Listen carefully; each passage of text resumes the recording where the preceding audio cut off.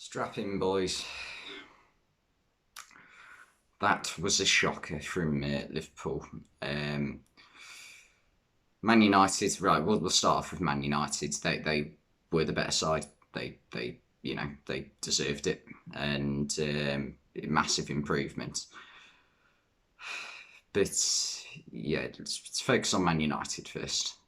Try and avoid the disappointment in my own team. Um, they started off the better side. First 10 minutes of the game, they took the game to Liverpool and were just created more.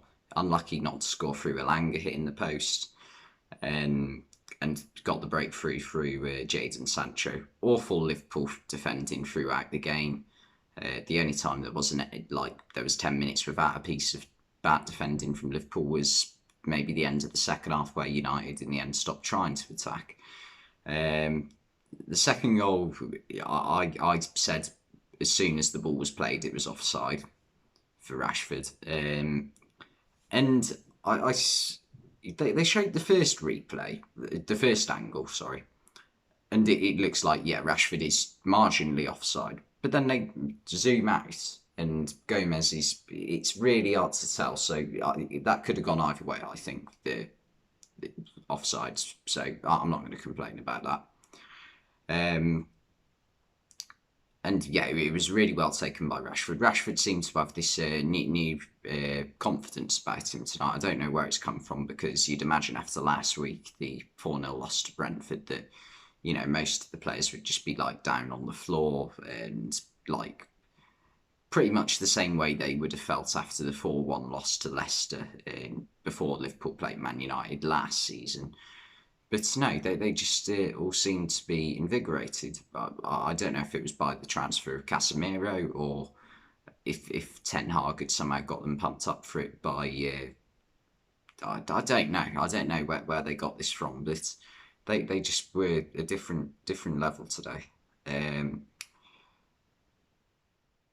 And yeah, literally not one bad player in their team. Malacia at left back for me was man of the match. He managed to mark Salah out of the game mostly. Martinez also had a good game and has shown maybe the darker side of his game as well throughout this game, in terms of typical Latin American sort of, um, things like time wasting and rolling around, getting cramp at the 80th minute, that sort of thing. But yeah, what I would say is United look a lot better having Varane and Martinez in defence than Lindelof and Maguire. So yeah, this is a massive game for Man United. And if you throw Casemiro into this, all of a sudden, within the space of 10 days, Man United look like a side that are destined to finish mid-table, and now they look like, okay, they can fight for top four, because they're above Liverpool in the table. Let's get that out of the way first. So yeah, massive performance from United. Even Bruno Fernandes. I've never seen Bruno Fernandes work so hard defensively. Um, yeah, he played a deeper role than he normally would, and he was constantly nipping at the Liverpool midfielders, winning the ball off them. But yeah, United, sum it up in one word: brilliant. Liverpool, right. The first 10 minutes, I just thought we were slow. I thought we're just having a bit of a slow start. We've been doing that all the time in the past few games, going back to the end of last season as well. But United just kept it up all the way throughout the first half, and defensively, Liverpool were absolutely shocking, and that's usually where Liverpool tend to be quite strong. Van Dijk was the worst out of all four today. In fact, Van Dijk was the worst, arguably the worst player on the pitch today. That first goal, don't even know what he's doing. He's just standing in the way of Alisson, blocking his vision for a start. And once Sancho does well to turn away from Milner, Milner hasn't done anything wrong there. Milner's just gone to try and block him. He's taken a guess where Sancho's going to hit it. Sancho does well to cut back in on his left foot. And Van Dijk just stands there. He doesn't come out and try and close or narrow the angle or anything. So poor from Van Dijk. And they were lucky not to be 2-0 down by that point with Elanga's chance. Midfield, I thought Henderson didn't play too badly. Milner started off all right, but got very bad very quick. Just looked like he's got the stamina, but he just hasn't got the speed to keep up with the game anymore. Especially in a game played at the tempo of today's game. Harvey Elliott was probably Liverpool's best player throughout the game. Salah kept far too quiet. I know he got the goal in the second half. Bit of a scrappy goal with just banged the ball flying up in the air and he headed it in. Firmino was really struggling to have an impact on the game. And Diaz, he had his moments, but again, nothing really. And the two fullbacks, Trent and Robbo, they were poor for their standards today. I don't think they were horrendous, but once again, they were the standard of the team today, which was below average.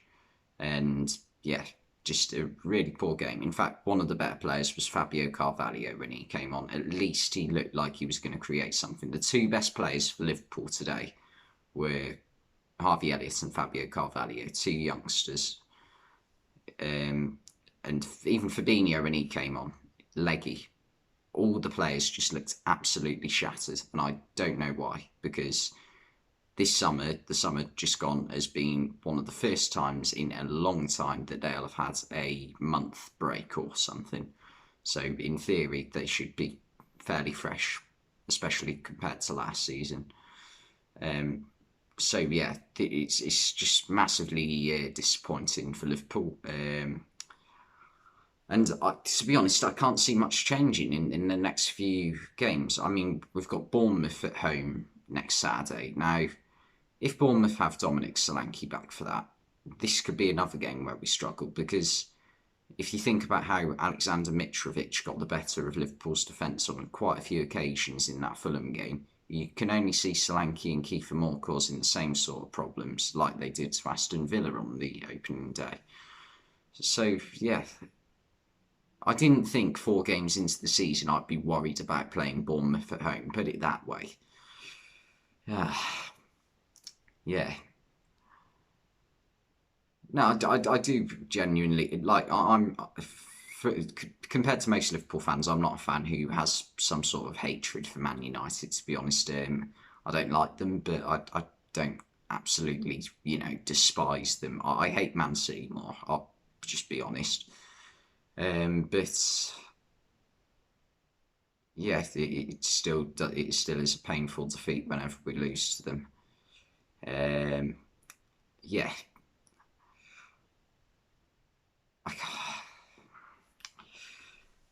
And yeah, the main thing is I can't see us winning the league this season now, especially how we've dropped more points this season, 3 games in, than we had in the first 30 games of the year we won the league. 3 games, you've dropped 2 more points than you did in the first 30 games of the season we won the league. How? That's an incredible statistic. Yeah. And I think it's been the same throughout the 3 games. I think Crystal Palace we were a little bit better, but that's a home game. It's different. You got the crowd behind you. But that Fulham game, it was a carbon copy first half, just so slow to everything, and relying on one attacking player to create things. In the Fulham game, it was Diaz, not Elliott. But yeah. And in the Fulham game, Darwin Núñez saved us. He came off the bench and caused problems from the minute he got on the pitch. Now, an act of stupidity last week stopped him playing from this game, playing this game and the next 2. But yeah, we really missed him, and you shouldn't be relying on players to, one player to cause problems. Especially if you're aiming to be a top team. And at the moment, it looks like Liverpool are going to be in a fight for the top four this season, because Arsenal have looked brilliant. Man City are brilliant. We know what to expect from Man City. Tottenham are starting to look like a very good team. They're winning games when they're not playing particularly well, like Saturday. Wolves were probably the better side on Saturday. And Chelsea, Chelsea, they're similar, but at least they've won a game this season. Yeah, I'm struggling to really think of any positives to take from this from a Liverpool standpoint. But Man United, fair play to them. They were brilliant. But the thing for Man United is they need to keep it up for the next few games, because there's absolutely no point winning tonight's game if they can't keep this momentum up for the next few. Which is what's happened, because Man United over the past few years, they've had games where they have looked impressive. I can think of multiple occasions against Man City, one against Chelsea at the start of the season, maybe 2 or 3 years ago now. But they haven't been able to keep it up. The question is, under the new manager, with the new signings coming in, can they keep it up? And that's what we're going to see over the next few weeks. But anyway, not enjoyed tonight's game. I'm going to get a ton of stick at work tomorrow. Thanks for watching this video, and I'll see you next time.